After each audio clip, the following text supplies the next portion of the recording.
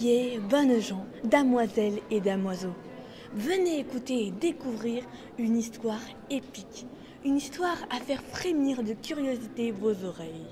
Oyez les petits blecs, venez vous régaler des aventures de la table ronde, plongez dans les légendes arthuriennes et de ses héros qui sont la belle Guenièvre, le roi Arthur, le magicien Merlin ou encore le chevalier Lancelot. Laissez-moi vous conter une des plus incroyables légendes du Moyen-Âge, le Graal. Mais avant tout, petite leçon d'histoire. Qu'est-ce que le Graal, également appelé le Saint Graal? S'il s'agit tout simplement d'un calice ou d'une coupe, cet objet a une connotation religieuse, voire mystique.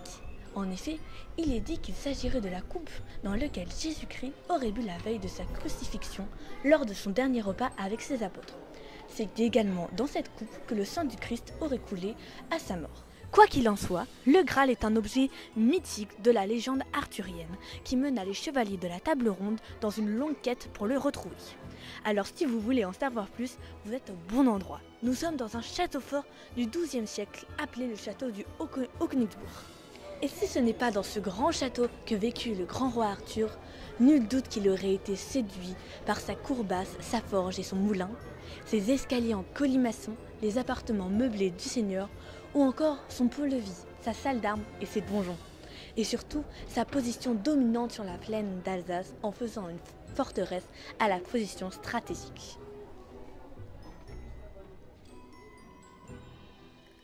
Mais revenons à notre roman. Comme toute grande histoire, elle commence par un « il était une fois ». Donc, il était une fois un petit garçon sans nom que l'on nomma l'enfant. L'enfant grandit au domaine de la fée Viviane, loin de la cour et de la réalité chevaleresque, afin qu'il devienne un des plus grands chevaliers qui soit. Le jour de ses 21 ans, ils se rendirent à la cour du roi Arthur qui l'adouba.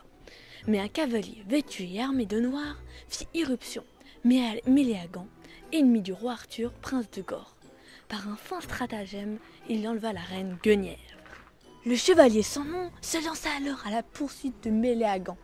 Débuta alors une aventure aux multiples péripéties, mêlant sorcellerie, trahison, courage, action, amour, et où le destin de ses héros s'en trouvera à jamais transformé.